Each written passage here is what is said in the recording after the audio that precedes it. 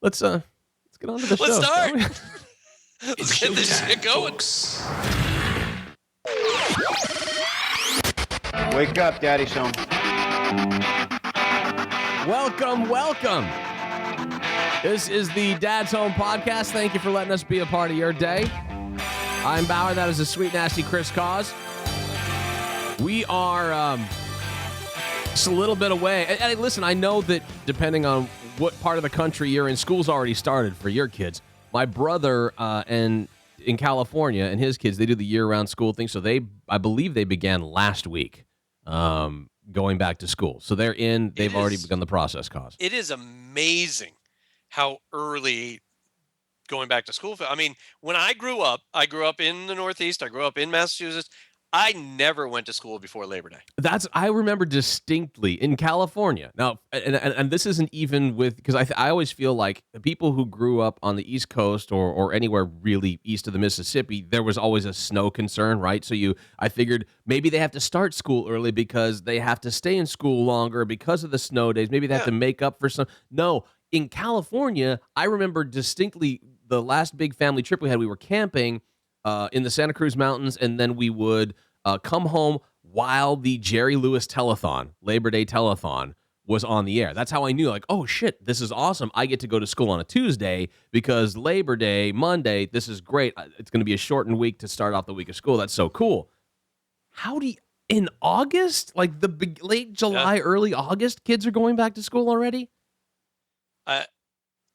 You'd think that you'd start earlier in the Northeast, sure, because of the snow time. You'd be like, well, later on, but then it ended up just going later and later and later. Yeah. That's how that worked out. Yeah. So I do not remember going before Labor Day. And in college, I never went before Labor Day. God no. And I will say, I think our the babysitter that we have that it goes to school in South Carolina, I think she's either leaving this week or maybe this weekend. She's heading back to school, but she's getting in a week beforehand to get her dorm room all set up and all of that kind of shit. So, but literally, they're going to be starting right around the end of August, beginning of September, which is the same time that Charlie, my daughter, is starting school here. I don't know when does Zach start? Does he start 24th? Okay, so you're going in a week ahead of us. We go in on the 31st, I think, is what the first day of school is for. So, it's right now, and this is the first year that I've had this kind of a challenge with my daughter. She as soon as school was out, she had about 2 weeks there where there was a window of time where there's just nothing happening, and that was just perfect for her. School's over, it's summertime, I don't have to do shit. I can read, I can sleep in late, I can go to bed late, I can watch movies, I can play on my Kindle, I can do all of these things. It's not a big deal. Then she had camp, which was at her school, but it was a musical camp. It was theater. It was putting together a performance of Mary Poppins and the behind-the-scenes stuff, and every day they would go to school, get their lines, rehearse, all this crazy shit, and then at the end of it all, they put on a performance. But that was about almost 6 weeks, somewhere like 4 to 6 weeks, somewhere there, and basically a month of her summer. Boom, done. Now, again, we didn't get out of school until early to mid-July, somewhere therein.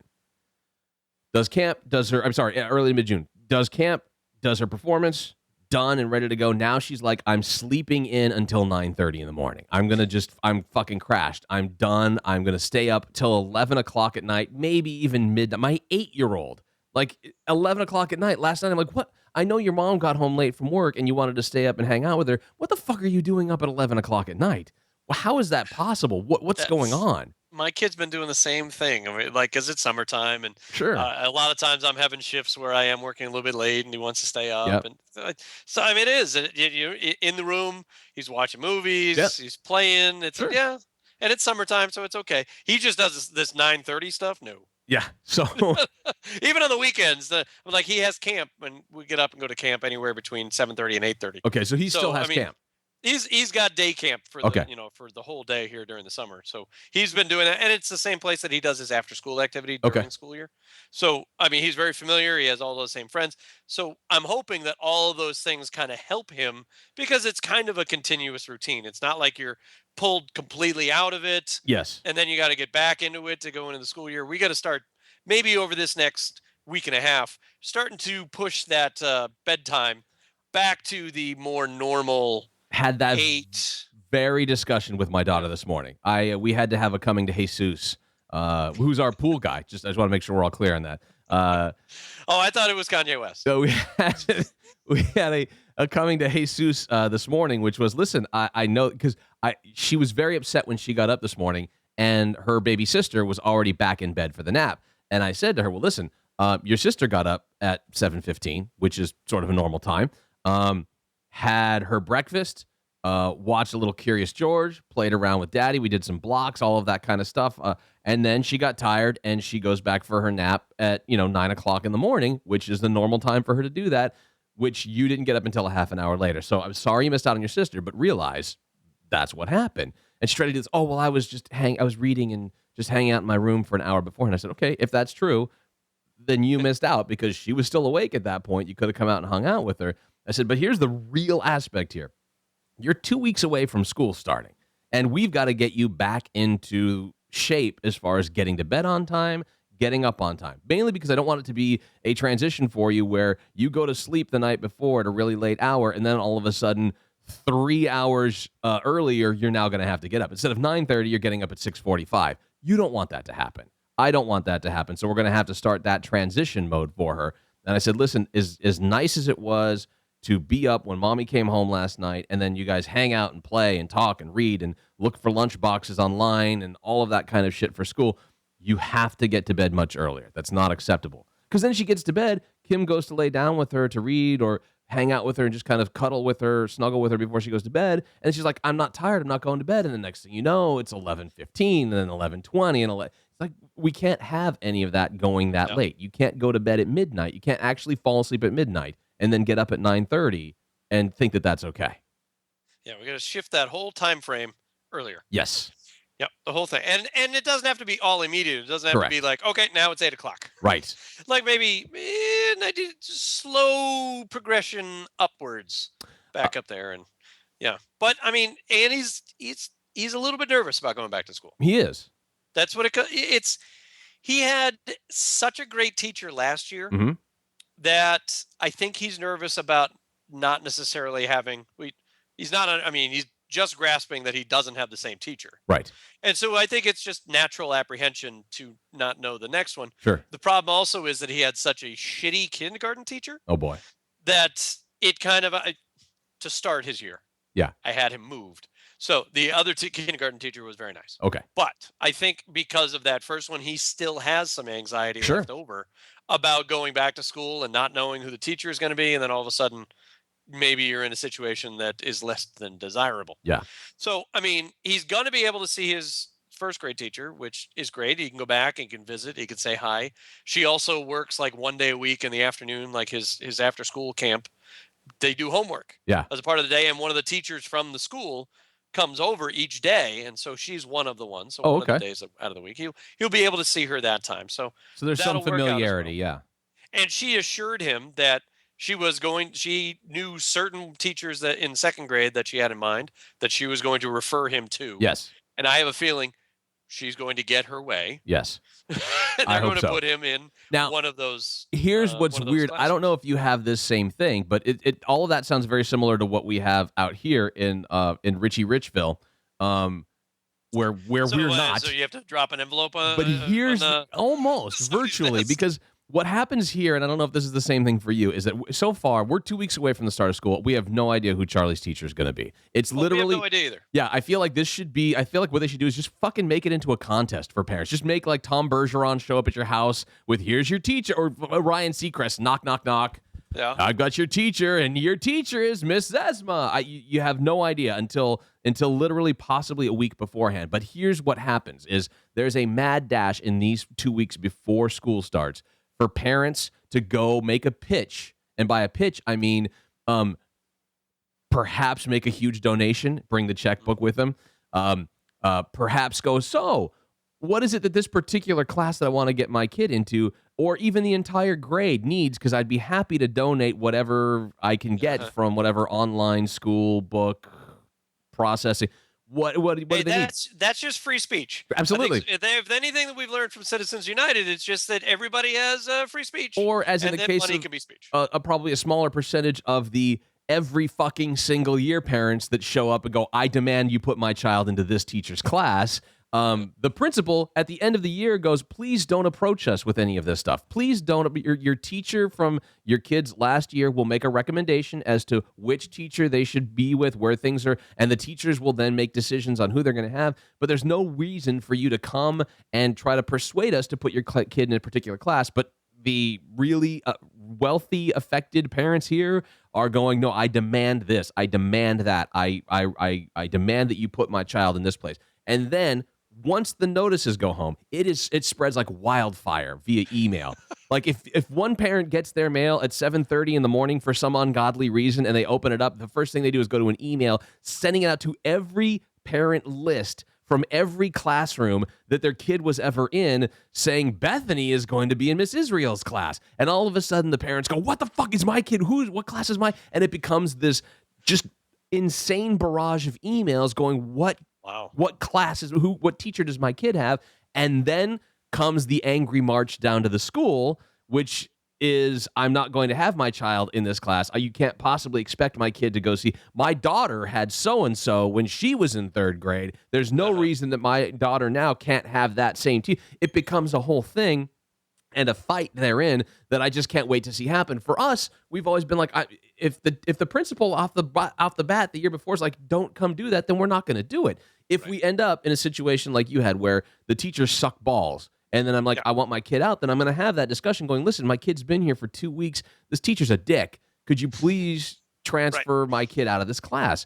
But there's no reason ahead of time, I think, to be like, no, I'm only going to accept the following teachers, or what? Or you're going to take your multi-talented starting quarterback kid out of fucking elementary school and take him to a private. Good luck with that. Enjoy. Save us some space here.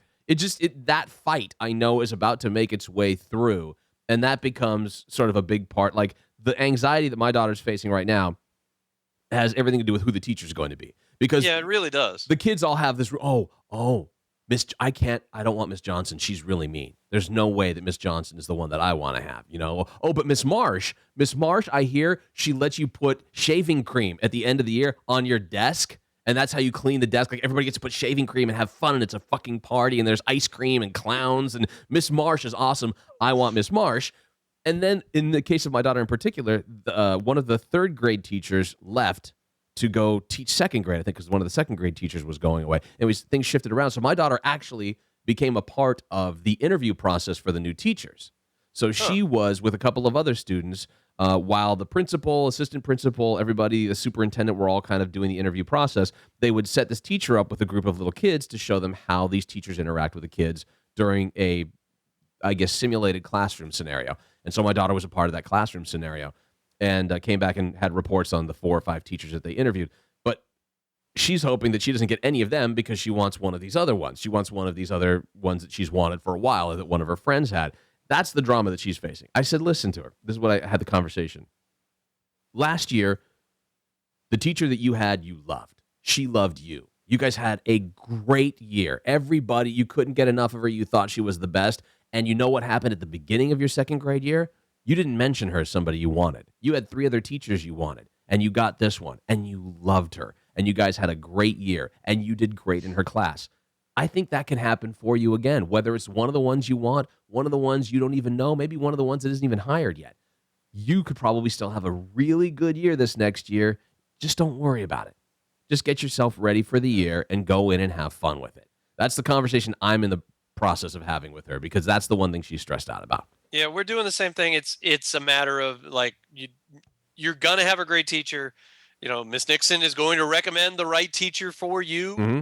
You know, you're going to be able to do that. You had a great year last year. You'll still be able to see Miss Nixon. Yeah, that's not a problem. He's also very concerned that like one of his better friends, one of his best friends there, Garrett.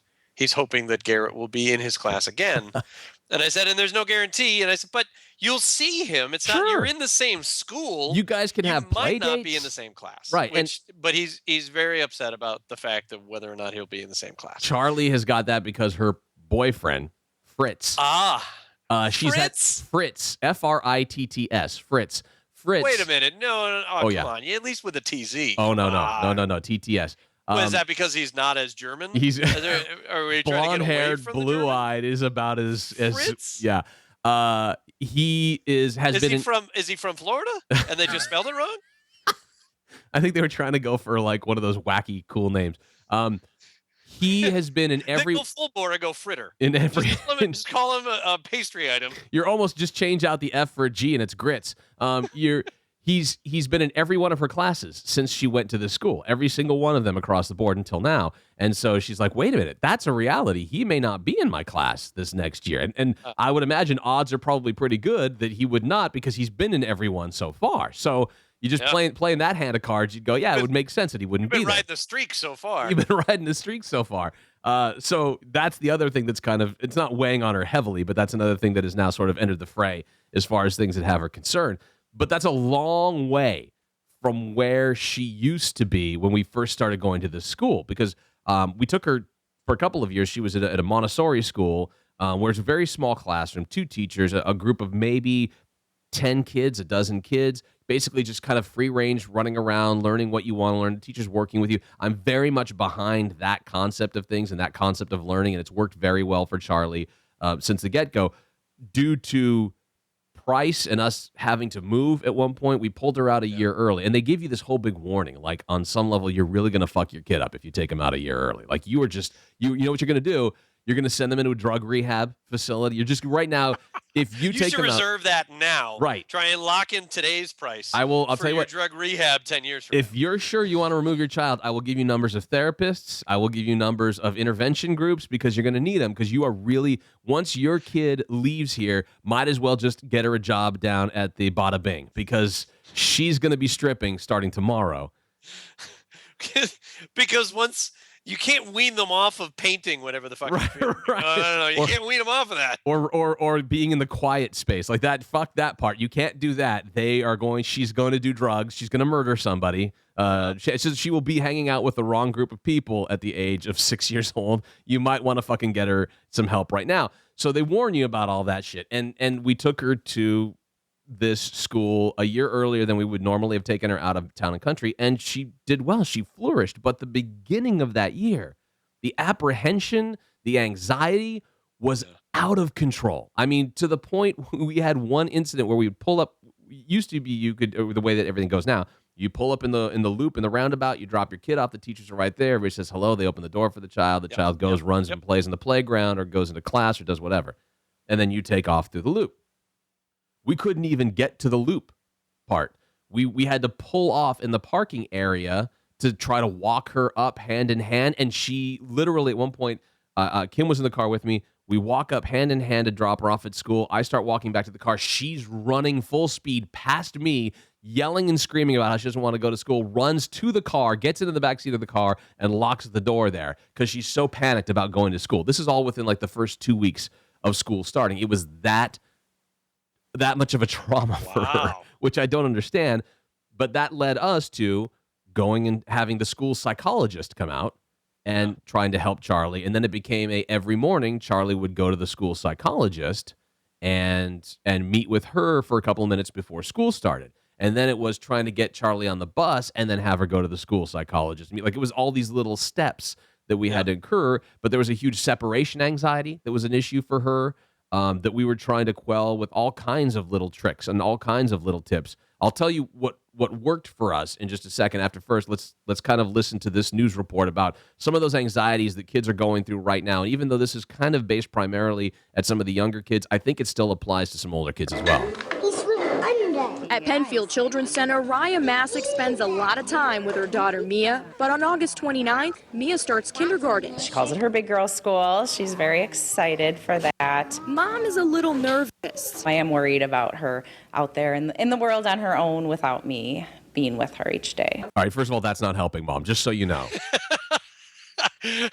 Because kids could feed off of that. Because she'll feel that. If you're already like, oh, well, I don't want you to leave really anyway. Right. That's it seems like I mean, there is a boom of homeschooling going on. Oh, my God, you're not kidding.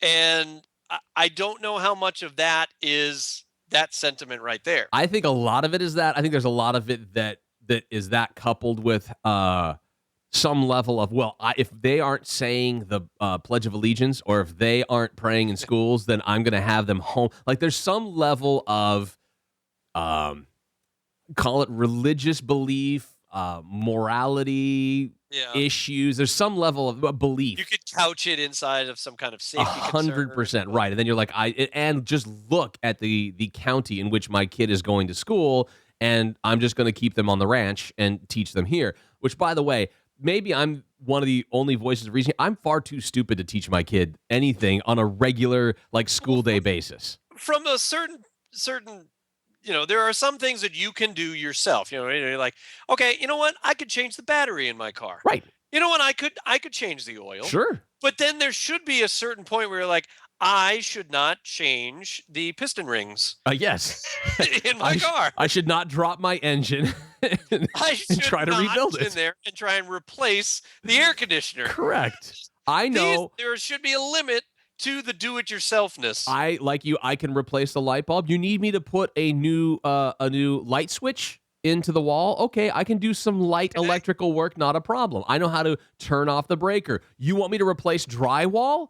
Fuck that. I'm not. Right? There's a level of my handiness that I know, and I think this is the bigger thing. I know where my limits are. I know where. Yeah. Sure, can I teach my daughter briefly about the War of 1812? Okay, yeah. Can I teach her a little bit about the Revolutionary War? Can we talk about it for a week and read books and have just an edge? Yeah. Yes, but can I create a curriculum for my kids? But that's what this is. This is looking at people who are professionals. Yes. That's what they do. That is their job, is to learn skills on how to teach children these subjects. And what you're doing is looking at them and go, fuck that noise. Right, I can do better. And continually learn and be updated on processes and things that are working and new ways of doing. And all of that, you're like, fuck that. You have black kids in that school? Fuck that. I'm not going to that school.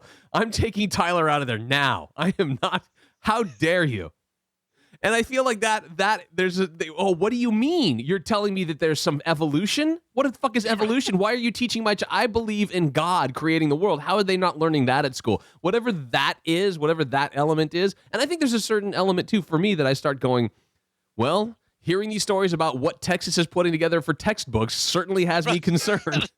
Now some of those things might make me want to. Exactly. On that level, I'm like, maybe I should figure out how to do homeschooling. I mean, these might be the same parents who are going to post on Facebook how important it is to have wine at night. Yeah, yes. You're like, well, you're choosing.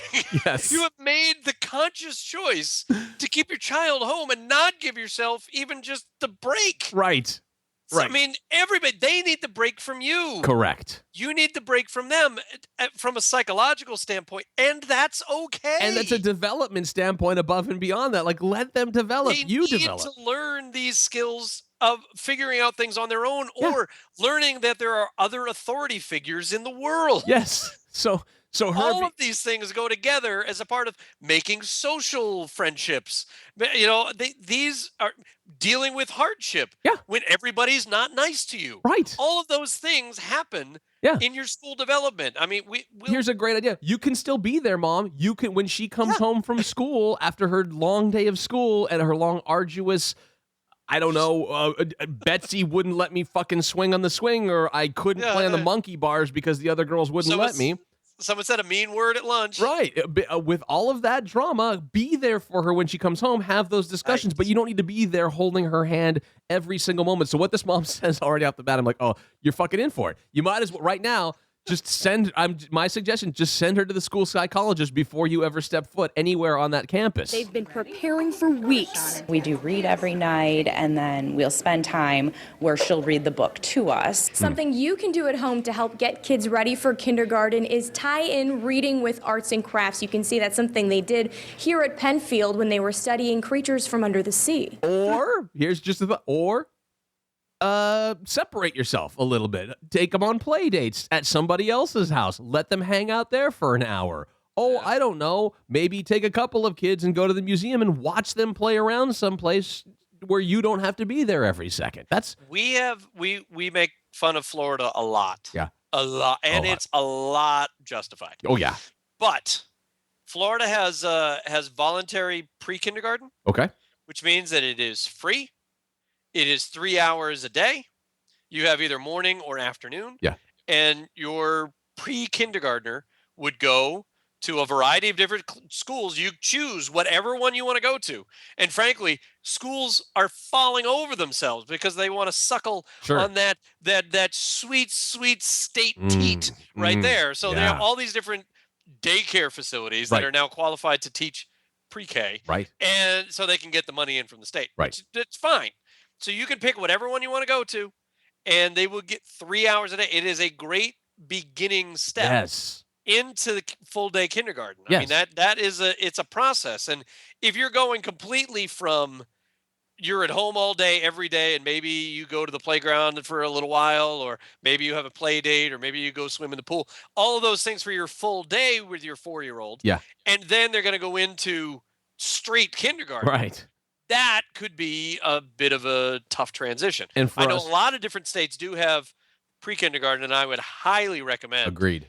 whatever program you can get into that slowly starts that transition for you, and it's a whole year. Yeah. So it's all right. I mean, you're slowly getting your kids into that, and they're starting to do the reading and math, and along with crafts and along with running around. And I think that part of things for us, that was great with what the Montessori school was. And you had the 3 hours. It was 3 hours there. But the other side of that, I feel, is, we didn't need it all the time, but we would still hire a babysitter for a couple of hours so that we can go out and really honestly create that separation where they know that mom and dad comes back. They know, Charlie knew that we would be gone for a couple of hours, but then we would be back, and maybe to tuck her in, or maybe the babysitter would tuck her in, but we'd come in and give her a kiss at the end of it all, whatever it was. You start to create that knowledge in them instead of, well, what am I going to do? I got to be panicked because mom and dad aren't in my line of sight right now. I can't seem to find them anyplace. Instead of that, early on, we kind of went, here are some opportunities to create that world where she feels safe. And it's not, we're not gone for 8 hours. It's not like we're taking a weekend and leaving her with a babysitter someplace.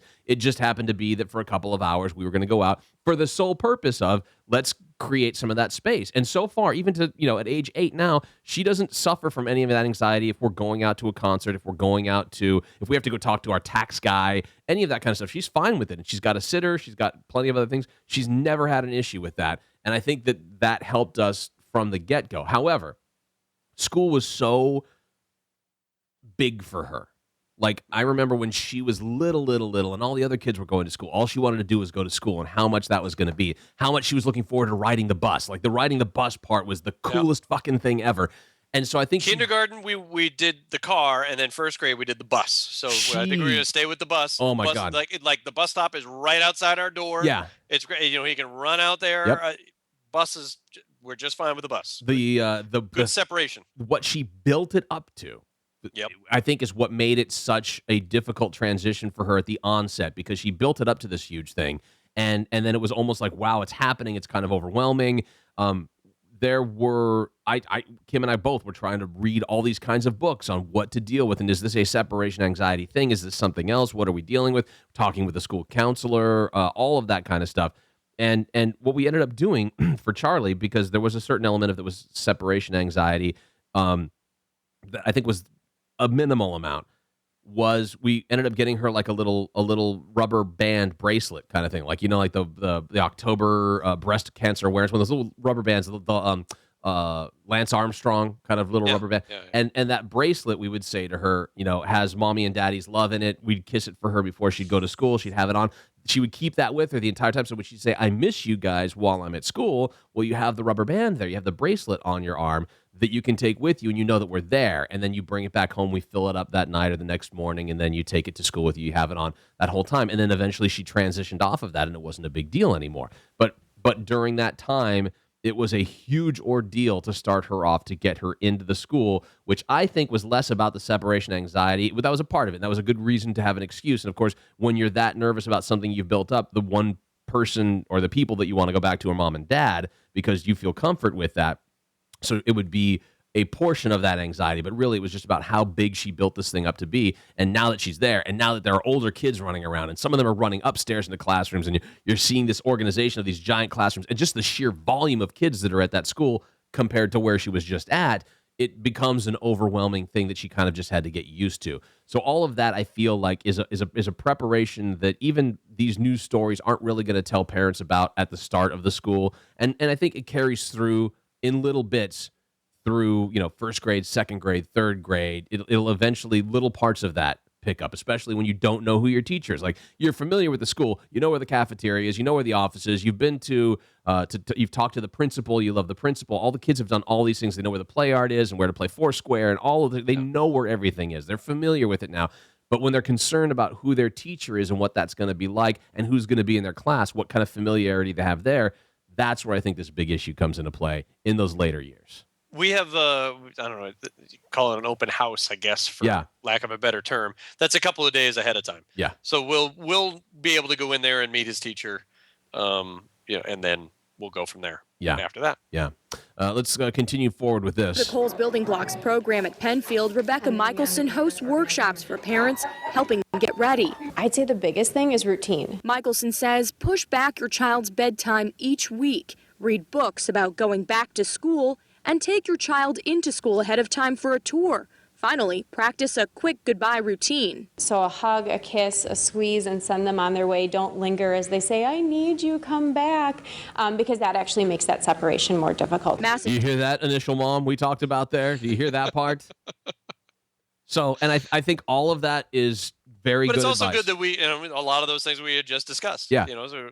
And I don't know. I guess this is something that I've not done, and perhaps I should, is that I feel like at least, and you learn, as I have from my older daughter, what to do with my younger daughter when she's ready for it. But I feel like we didn't have a whole lot of books that we were reading as far as going back to school. There were some that we would read about going to school. She was excited about what was going to happen there. She would see, I was going to say Curious George, but maybe it's Curious George goes to school with Allie, or maybe it's Daniel Tiger going to school for the first. She'd see those and kind of feel excited about that, and it would just add more to what she had built up in this whole concept of what school was going to be. But I feel like nowadays there are certain books that I don't know if they have them, but I would like to have for my daughter to read about, one of her big things at age 8 is how annoying some of her friends can be. Everybody's so annoying. Everybody's so annoying. She's so bossy. She's so annoying, which, let's be fair about this. She may be bossy, not any more bossy than you are when you guys are at a play date, honey. Let's be fair about that. So she's learning valuable lessons. Yes. All women hate each other. That's right. You will soon learn. Let's just, she's learning it early. It's early preparation for Facebook. So I think that what I would rather have had some friends, reading books about friends and what kind of friends you're going to have to deal with and come across and how you deal with those kinds of things. But I feel like if you can find those books that apply to the school, but my experience indicates she overwhelmed herself, and she's done this so many times. The dentist overwhelmed herself, which was I had a fucking 4-hour appointment at the dentist. She blows these things up into such big things, these big ideas, these big concepts, rather than the actualities. That I agree with the concept of the school book, but just realize that if you've got somebody who's so looking forward to it already, I don't think you need to add that much more fuel to the fire as far as what's going to happen with school. I mean, don't you see other kids? And you see how they like some other kids might be just like laid back, or they don't talk that much, or like it just seems like just stuff just happens and they just do it, and you go, what's that like? Yeah. What is that like? How does that happen? What is that like? What medication are they on? I mean, is that it? I mean, do you just keep them drunk? I mean, what is it? Just at a constant level of just half asleep. I mean, there are kids that are out there that are just. So, I mean, Zach is a great kid. He's an excitable kid, and there's all sorts of different. And you see some of these other kids that are just kind of like, nah, whatever. It's so true. It's like, how are you the most chilled 8-year-old on the planet? Right. Because especially I know 42-year-olds are this chill. I have seen moments where my daughter just explodes into this fucking fit. It's not even like it's a low blood sugar, or it's just that she doesn't want this, or she really wants that, and so and you just go, you realize there are people around you. There's a society around you that can see what the fuck you're doing right now, right? And some of those parents are like, wow, I don't want my kid to be like that. Like, do you realize that at all? Do you understand that you see how the other kids aren't screaming like that? Do you see how that fit isn't happening in their world? I wonder why that is. How do we get you to that level? Yes, I feel like I've been there numerous times. Although I was at, to be fair, I was at the store the other day, and there was just some kid who was pitching it, just pitching a 5-star nutty for whatever reason. And I looked at Zach and I was like, "Don't you feel better? You don't do that anymore." I find myself there are times I feel like that's the majority of the time with my kid, and so Yeah. I see that I just pull her a little close, like I love you. You're Yeah, it's awesome. like, "You're doing great." You're doing great. You are fantastic. Yeah. Uh, And you see like a 10-year-old pitching it, then you really oh, you're not kidding. Yeah. Oh, Although I will tell you what I found out most recently is that at Walmart, the place to beat your child the most yeah. is either the pet aisle Okay. or the shampoo aisle, depending on which side of the store you're I on. think we've all learned that lesson. I think we've all seen videos and have kind of went, okay, well, let's. I see. I would have thought that anywhere near the restroom location would, or perhaps Yep. just based on atmosphere alone, the gardening center. The paper products, that also could have been another one, but But oddly candidate. enough, you're right. Somehow shampoo, just when you Shampoo and pet supplies. it's when you smell the dog kibble that all of a sudden all hell Yes. breaks loose. Just everybody's become rabid at the time. And then for some kids, they're just going to be like, I smell Pantene and I have a fit. The anger, That's what it is. the adrenaline just kicks in. Most recently I saw 2 separate families and those with the 2 sections. I was like, well, I guess we learned something today, didn't we? It's, This is where this happens. You don't go to places like the sporting goods aisle where there's golf clubs and bats to use to beat each other. No. Fuck that. No, at least it's softer. I'm not going to use a Wilson driver on your head here in the Walmart sporting goods aisle. Oh, well, you wouldn't use a Wilson driver anyway. That's going to promote way too far. All right, I don't want to get into it. All right. Well, I want to hear. Please share with us some of the stories that what you've gone through with your kids going back to school. If this seems to be a similar situation, we're going to be reaching out. We haven't talked to Dr. Fran in a while, so I'm going to reach out to Dr. Fran. Oh, that's not a bad idea. In some of these shows coming up here to talk a little bit about getting your kids reacquainted with school and reacquainted with getting back to school. Listen, if you're talking about a kindergartner, that's a whole new ball game as opposed to talking about a second or third grader who've been in it for a couple of years. Yeah. That brand newness is going to bring in some anxiety. But then again, that is what we're talking about. It's centralized. A lot of this anxiety comes from new teacher, new classroom, new skills that you're going to have to learn. Mm-hmm. Especially, I think Charlie's going to be in on the standardized testing now that she's going to be in 3rd grade. I think you're right. I think that's certainly a part of it. 100%. Yeah. That's going to be a big deal. And if you have not, this is unabashed knob slobbering. Okay. John Oliver's report weeks ago on the standardized testing. Yes. On his show last week tonight. Look that up on YouTube and watch that. It's breathtaking. And so upsetting. That is because am I correct? Your mom was a teacher. Am I correct in that? Yes. Okay. So I think that, and I completely agree with you. I now that Jon Stewart's gone, and I don't know about you, I didn't cry on the last episode of Jon Stewart. I was devastated. Like literally, when I woke up the next morning, I was like, "Fuck! What do I do now? What do I have now?" And this whole week has been like, because you'll watch the first couple of daily shows and it won't be good enough. And I'm sure they're going to wait like 3 weeks before they bring it out to be like, hey, remember? Right. we got stuff. We got things. Give us a chance. I know when you and I talked to Paul Mercurio, Paul said he was planning on being back. That he was there for. They showed him in the I did. In the little retrospective. With the Goodfellas ripoff. The Made in Detroit T-shirt he had on, and then he's been putting up pictures on his Facebook that I've been liking. That where him, Stephen Colbert, him with John Oliver, him with all of the Rob Riggle from that final show. But he said he's going to be there, so some of the people are still going to be there. They're still going to be a part of it. I'm also trying to get Paul on again to now talk about the Daily Show now that it's done. But it was devastating to me emotionally. I didn't cry, but I was emotionally devastated by the whole thing. It just was when Springsteen got on and Jon Stewart kind of walked away. I was just like, fuck, what do we have now? And then I realized we have John Oliver.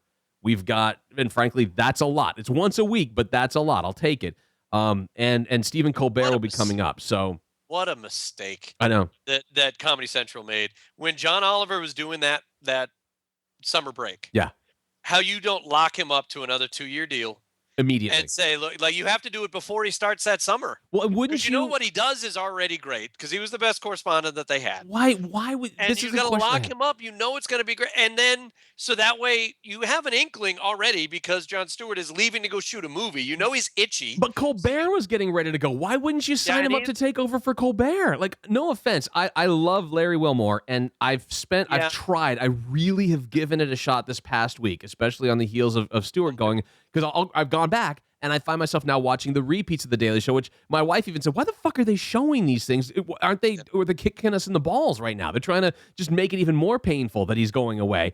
And then I would transition into watching Larry Wilmore and see that he's desperately trying to fill that void. Trying to fill that void. He really is. And he's really trying, just on the way that the show's put together, to take all of the same steps. If you look at the formulaic way that Jon Stewart did the show, he's kind of trying to copy that to a certain extent, and it just doesn't work for me. It's not working for me. And I really actually I'm losing hope in Comedy Central right now with the Larry Wilmore show. Why with Hannibal Buress, who I love Hannibal Buress' stand-up, but that show fucking is awful. That is an awful show to watch.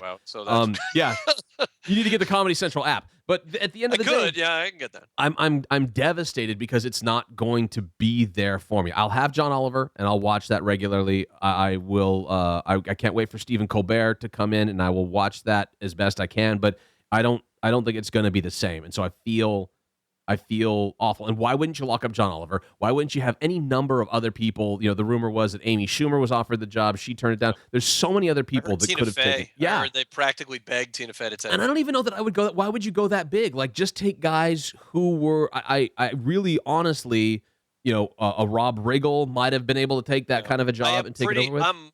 I have no evidence whatsoever, but I think Jason Jones left off of that. Oh, really? I got the sense that, like, as soon as it announced that Trevor Noah was taking it, all of a sudden Jason Jones was leaving. Now, he may have been planning his leaving for quite some time, or maybe as soon as Jon Stewart said he was leaving, he may have started to do it. It really felt like one of those, like, oh, really? Okay, well, I'm leaving. I even was starting to get fond of Jordan Klepper. I thought he was doing a great job. Jordan Klepper is really, I thought he was getting much better. I agree. Yeah, and so for me, like, I thought that's who you go to. You don't need to go to draw in these. You don't need to go get Tina Fey. You don't need to draw in what I would consider some of these A-listers or B-listers to host the show. Give it to one of those guys. That's the way that should go. That's the direction that should. They had been bringing Trevor Noah in to basically replace Larry Wilmore, right? For a lot of those things that he would come in and sit at the desk at, but it just wasn't the same. Like, his energy is just not enough. No, I don't think it's just going to be a vastly different show. I'm looking. You can keep the writers. You saw that major operation. I thought it was great for him to do the behind the scenes and show just how many people are involved, are working to put that show together. Yeah, 4 days a week, 22 minutes a day. You know, but it's a lot of people involved. Yeah. It's just not going to be the same, but I'll try it. Yeah, I will. Be I'm optimistic. I will want it to be better. But like you said, I mean, I've tried with Larry Wilmore. I like the beginning stuff more than like when he goes to the correspondence, which aren't really. No. That was, but then again, that was my least favorite part of the Daily Show. Yeah, well, I listen, and that for me, with the exception of the occasional, I mean, they had some great stuff that they did with correspondence. To me, there was some amazingly funny stuff that they did. I still but overall, it still was not your favorite. Not out of the 3 segments that they would do, if you throw in the moment of Zen, the 3 segments they would do, it was my least favorite because it was usually the interview I wanted to see, and certainly the opening segment was the one I wanted to see. And then sometimes the interview would be like, meh, good, I can end this exactly. on the rest of my day. There were sometimes I would watch that first segment and then just turn it off and say, fine, not a problem, done. Yep. But I can't watch Wilmore, and it's no offense to him because I think he's good at what he does. It's just not the same, and it falls flat for me when I'm watching that show. He had a thing the other day with Netflix talking about how they were giving this big, full year's worth of paternity and maternity leave, which I think is fantastic, and thumbs up to Netflix for doing that. And so his bit was people working at Netflix still stuffing the envelopes who are pissed off because it's only CEOs and upper echelon people that are going to have that through Netflix. And so the people working the lines and stuffing the envelopes aren't going to get it. And it was this big fight between the woman and then the man that was working next to her, which they end up on the floor making love on some of, like, it was just such a weird and out there thing, but I didn't think it was funny. I didn't laugh at it. it fell Like, really flat for me. Sometimes I smile while I watch it, Yeah. or like I get a, Yeah. but there will be. I mean, you watch the Daily Show and you're laughing. Absolutely. So it's not. I would have to, if I got into bed and Kim's washing her face and getting ready for bed, I would have to pause it because I wasn't allowed to not watch it without her there. She had to see it, or I'd have to rewind it and watch it all again because she wanted to see it. It was that much of a staple in our household that I'm devastated that it's no longer there. And to see the part, like at one of the last, I think it was the last episode, was it, or the one before, where they went through the retrospect of the people that they had. The big question people have for the Daily Shows when the correspondence goes out: are the people that they interview real? Oh, because they real? Yeah. Incredibly racist things they say, incredibly over the top sexist things or homophobic things they say, and they're like, yes, they're real. And she went out and started. They brought all the people back to double down. Yeah, it was fucking hilarious. It was so good. It was hilarious. And that I'm going to miss desperately, and I'm looking forward to watching John Oliver. I will see what Noah has to do, but I'm not holding out hope on that. Let's put it that way. No, neither am I. But I highly recommend John Oliver 100% the whole way through. In fact, you'll probably hear a lot of him here in our Journey to Sound in the future upcoming weeks. But that said, got something that for the meantime might kind of hold us over as far as ringing endorsements go for some of the candidates out there, Cause. And most importantly, against the breakup of Destiny's Child. Yes, that's what? Let's find out what that's all about as we take a journey into sound. This is a journey into sound.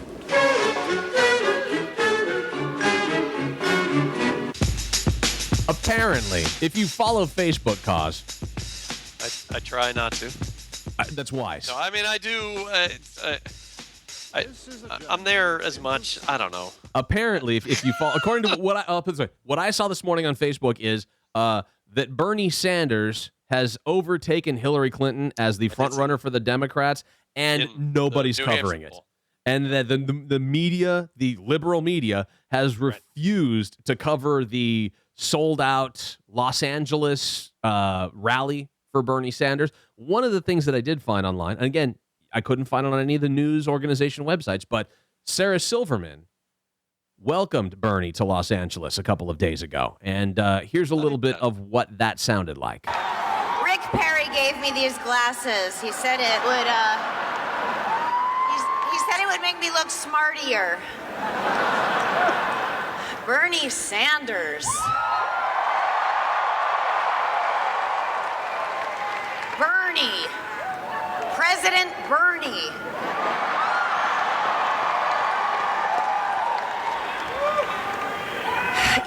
I feel weird using words like values and morals because those are words that have been co-opted by people who wear them as shrouds to justify terrible things like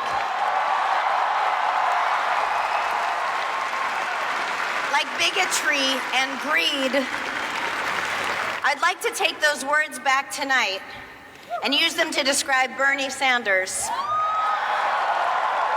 That's a good sounding crowd right there. Because his moral never heard any of compass this. and sense of values inspires me. He always seems to be on the right side of history, and it takes a very brave and very empathetic and very visionary person to do that. Not only was Bernie fighting for civil rights in the 60s, he was also fighting for gay marriage in the 80s.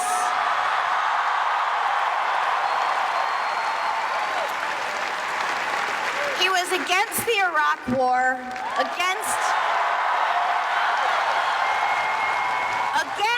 deregulation of Wall Street that led to the 2008 collapse. And most importantly, against the breakup of Destiny's Child. Good times. That crowd was nuts. That's a big crowd. You really honestly didn't hear anything about it. And I saw the video. The only thing you heard this past week was how the two Black Lives Matter women stormed the stage in Seattle during the Seattle speech. Yeah. Which, again, who are you picking on? Right. I mean, what do you what is the end game on that? And how's Bernie Do you just involved? think that's going to be the one with the least amount of security? Right. So you're just going to pick the battles that you can win Yeah, rather than the ones exactly. you should fight? Exactly. You'd be like, listen, they're not going to see black people here at the Bernie, so we'll just storm the stage. It'll be great. Yes. It's not going to be an issue. Like when you actually watch that, like I swear they got a guy who was older than Bernie Sanders as his main security personnel who's on the stage like, hey. I thought for a minute there, I thought it was Andy Griffith, and then I thought, no, maybe that's Dick Van Dyke, and then I realized, no, that's just a security guy. I wasn't sure what it was. I did like. I happened to watch Larry Wilmore this morning, and he was talking about, but had the Trump's response calling Bernie Sanders weak. Because that would never happen to Trump. Never happened to Trump. I would never give up the microphone. That would never happen to Trump. He called himself Trump, by the way. Because I'm not making. He did third person. Trump would open fire on any black person at his rally for starters. But please tell me that's not inviting it. Right, exactly. I mean, how can that not actually invite somebody to go if he actually did a Hold your horses, because he talked about the how Mexicans were rapists and killers, and then he went down to the border and started and while there were threats on his life from Mexican drug lords, nothing fucking happened. And so of course he's going to be like, I feel like he literally is sitting down with Vince McMahon from the WWE every fucking week going, wait a minute, they didn't fucking come after me to get me here? I got to up this game. Heroin doesn't affect Donald Trump the same way it affects everybody else. Let me just take in as much as Kurt Cobain and Lane Staley did in their entire lifetime, and you will see heroin doesn't affect me the same way. Like it's going to be whatever he can do to blow it completely out of proportion until somebody fucking open fires on him and he's killed. Like somebody. Speaking of Facebook, somebody posted when Donald Trump tackled Vince McMahon at a WrestleMania that happened sometime recently. To be fair, it was probably Jeff Peck. It was Jeff Peck because he did remind me that Donald Trump, in fact, is a WWE Hall of Fame inductee. Oh, God.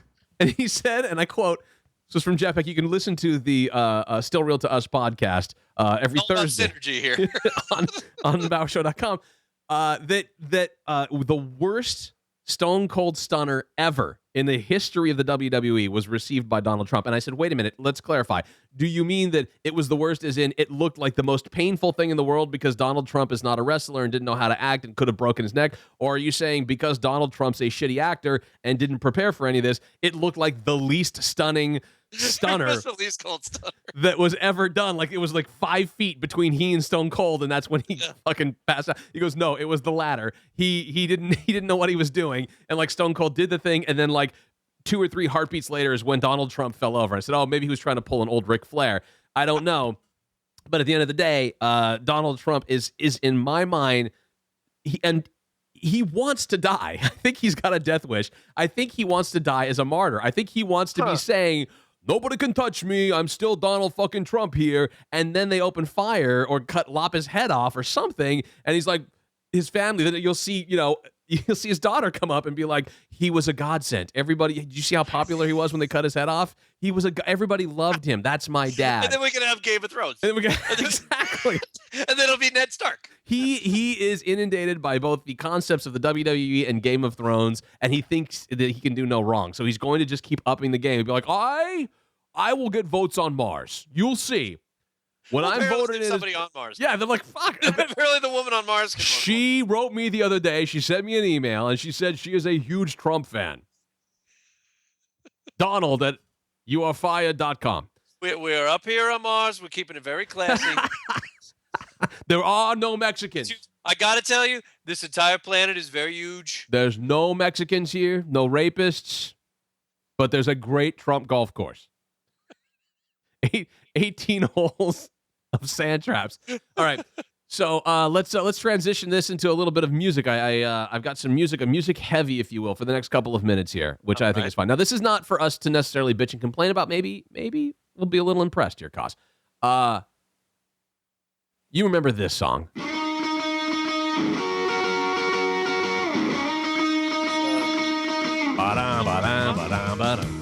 Little Stevie Ray Vaughan, Pride and Joy. Probably one of the more popular Stevie Ray. If you were listening to the Triple Shot Weekend or the Block Party Summer Weekend at your local rock station, classic rock station, this is probably one of the triple shot of songs that they play from Stevie Ray Vaughan. That makes sense. And it's a solid song. Here we go. Listen to the original version of it here. Well, you've heard about love and giving sight to the blind. My baby loving cause the sun to shine. And she my sweet little thing. She my pride and joy. Yep. She my sweet little baby. I'm a little lover boy. Now that's Stevie's version of it. You've mentioned earlier that you've learned that if you're going to fight in Walmart, you go to shampoo aisle, pet supplies, either one. Apparently, if you're going to have fun and you're a legitimately good musician, you go to the toy aisle of Walmart to pick up a Cars guitar and play like this. A little Walmart fun. Walmart Rockstar right now. Listen.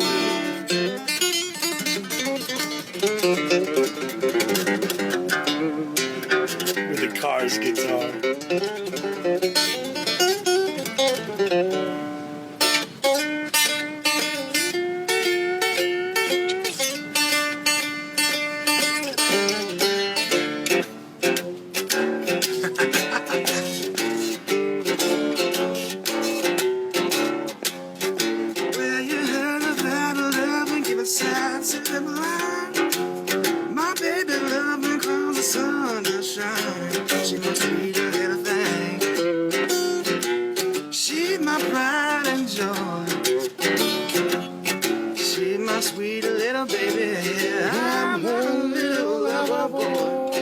Now, so that's just awesome. Two guys who went to Walmart and were in the toy aisle. Picked up a toy. They had Cars guitar. The big elastic, inflatable rubber ball thing behind them where you have to pull it out between the bungee cords. Like that's sitting right behind them. They got the Cars guitar, just playing that a little bit. It goes to, and I don't know, maybe we can suss this out here on technically kind of a Business Idea Thursday. Sure. My idea for a television show. All right. We've seen, if you've watched Jimmy Fallon, you've seen Jimmy Fallon take the guys in YouTube, put them down in a subway in New York City, and have them play while they've got beards and look like they're homeless and they're playing U2 songs. It's fucking Bono playing U2 songs, looking like a homeless guy in the New York City subway, probably where the shuttle is that takes you, from Penn or from Grand Central Station over to Penn. And nobody recognizes them. And then they take off their beards and mustaches. Jimmy comes out, takes his hat off, and they start playing a U2 song. It's fucking great. My idea for a show cause is to have a Battle of the Bands concept with two bands that have to go down and raise money for some sort of charity, whatever their charity is, by playing songs that are legitimate bands, like playing songs down in the subway against each other. So one is at Penn Station, one is at Grand Central Station. They're down in the subway. They are looking like they're homeless. Nobody's supposed to know who they are, but they're playing music. They're just trying to raise money. Whoever has the most money raised at the end gets like $10,000 to their charity from it, and they play some of their own songs. And they're just trying to raise that money for it. This is kind of that concept. You could do it in the toys aisle of Walmart if you wanted to do it. But you could take legitimately, take a couple of the guys from the Eagles, all right? Okay. Take a little Don Henley and Joe Walsh maybe, put them in the toy aisle of Walmart. Then over at a Target store someplace, maybe you get John Bon Jovi and Richie Sambora, and they're competing against each other, trying to raise some sort of funds so that they can raise money. That's my idea of my television show. What do you think? Okay, all right. Every week, different bands battling it out against each other. I can see that.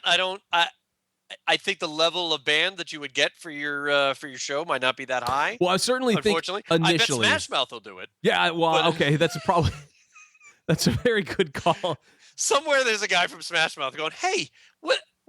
I think for the pilot, you're probably very right. For the pilot, I'd have Smash Mouth and James Taylor's brother. Like those would be the guys. Those would be Livingston Taylor. But you know what?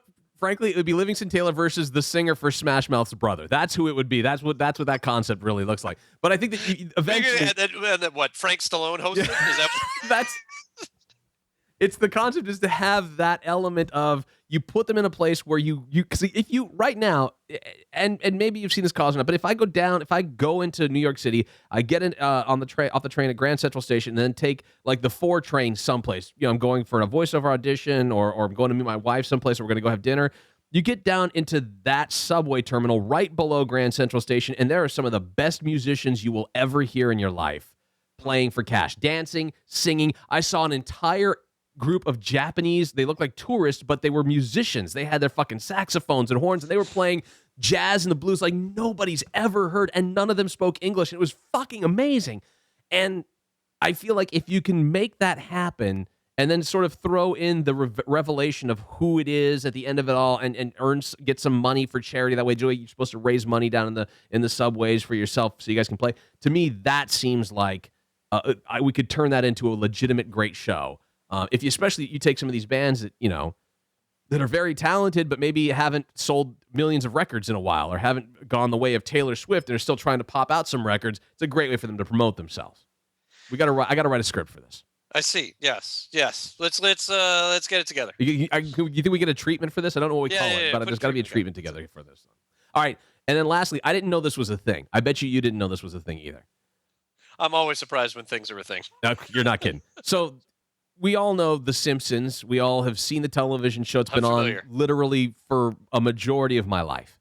And it is. That's now a majority of my life. I didn't know in the slightest that this could be an issue, but there is allegedly, according to what I'm reading today, I thought it was just something that sounded goofy, so I clicked on the link, but then I found out that the Ned Flanders band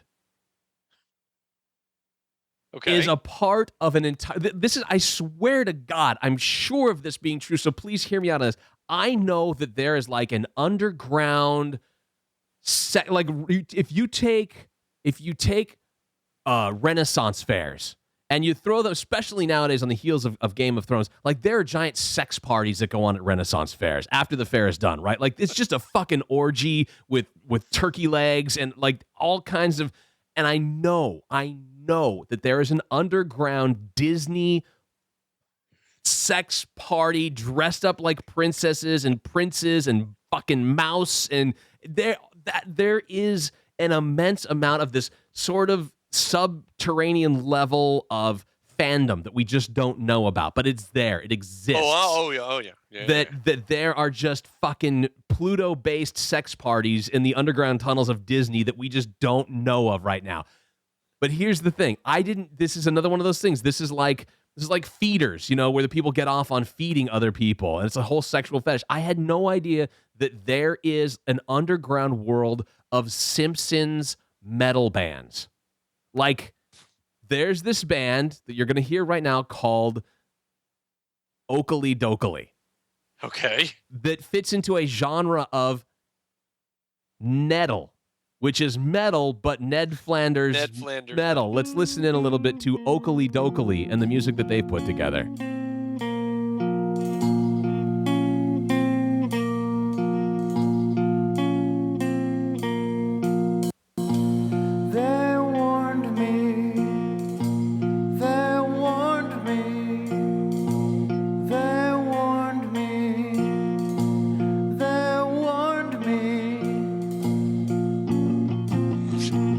Comes.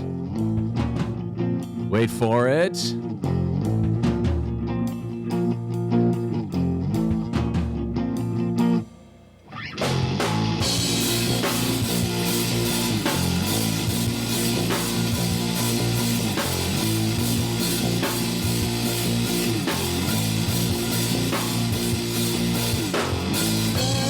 Now that might not exactly be Slipknot to some people. I'll tell you, it's certainly not Mumford & Sons by any means. It does get a little bit heavier, like you kind of fast forward a little bit, you get to this.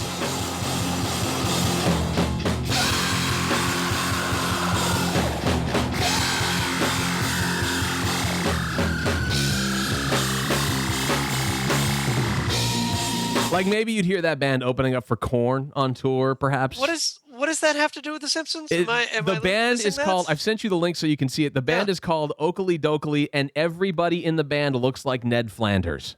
And they are a part of Ned Metal, or Nettle, as the case may be. According to their website, the name Oakley Dokley came up, was very funny to them. Most of us had played in other bands around our hometown. This is definitely the heaviest sounding project of any of us Neds have done. The world's only Ned metal band, according to them. But they go on to explain when describing their music, quote, "We're not as fast as Bartcore and a little cleaner than crusty punk." Head Ned said of the band's sound, "Not as heavy as Homer J. ENT. Nettle is a happy medium in the simp scene." I didn't even know there was a simp scene. There's a simp scene. There's apparently a simp scene. So it's not really.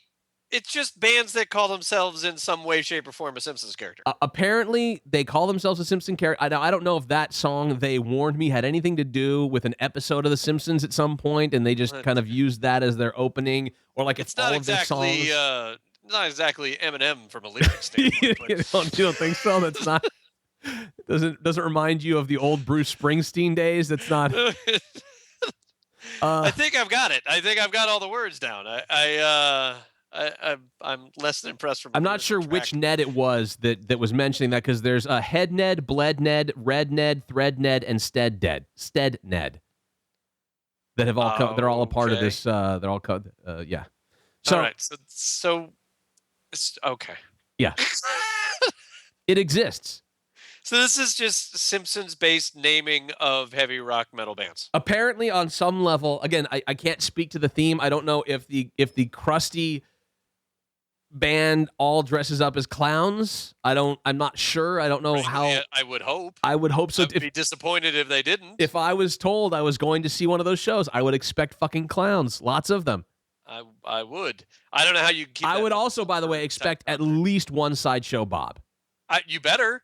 Yeah. You better have like Sideshow Bob. Yeah. You better have just your hype man. Even you better be like Flava Flav that's on the side. Even if you want to make it like a Guar type of show where you're going to behead somebody on, like, you have to bring out Sideshow Bob and behead Sideshow Bob sometime during the show, right? You have to.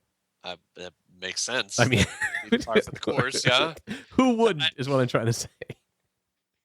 So yeah, apparently, hey, Chris, get up, get out of bed. You got to go talk about Simpsons band. Now hold on, let me just do a quick. Is there a simp?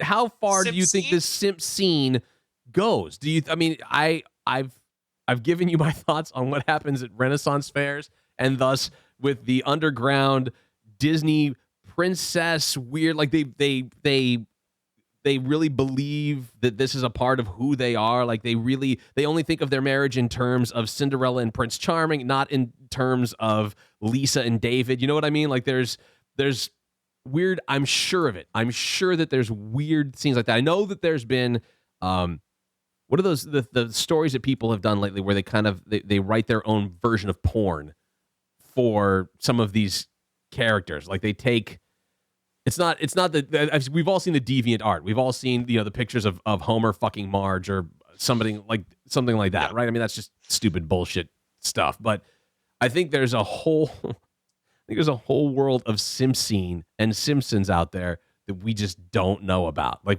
we always thought of it as, oh, it's that show that's on Sunday nights on Fox, and it's more. Yeah, no, it appears that even just putting in Simpson rock metal, everything is just the Ned Flanders story. It's just, it's the Ned Flanders band. So that's just where they are. But again, also not as heavy as Homer J. Ent. Right. Well, naturally, I mean, who can be? You can't. Yeah, what do you? Come on now. Let's not be insane. Not everybody can be Ozzy Osbourne. It appears that they're the only ones talking about it because it's only the story Metal about Shock that band. Finland, the magic of metal. Let's see. There's more of the Ned Flanders stuff. I don't doubt that there could be a Simpsons convention that would have. Hey, there's a Brony convention. That's my point. Like, so. I would not be shocked that there would be such a convention with such bands, and maybe they don't market themselves as well as Oakley Dokley does. I can't even believe apparently they've really gotten on the cutting edge, and I look forward to them being, I don't know, the band for the Stephen Colbert show. I mean, it's because I have somebody somewhere is going to read this and be like, sign them right now. I need them to be signed now. Get them a 4-record deal right now. Yes, absolutely. And that's how the Ned Flanders Oakley Dokley band was born. It's out there. This is a journey I don't mind it. Into sound. Because there'll be a behind-the-scenes movie or perhaps a book that comes out later on that we'll find out just how weird the Simp scene was. Or the Disney Underground sex tunnels. That's the one I look forward to. That's the one I'm hoping to read at some point. Again, hit us up with your thoughts on what maybe we can ask some questions for you in regards to your kids' concerns about going back to school or going to school, period. Maybe we can help you out with that. We're going to reach out to Dr. Fran here in the coming episodes, have her kind of help us guide, if you will. I was going to say by the hand, but perhaps without your kid's hand at play. You can just be there to support them at the end of it all. Hit us up, facebook.com/Dad's Home Podcast or on Twitter @Dad's Home Podcast. Until next time, for Cause and myself, see ya.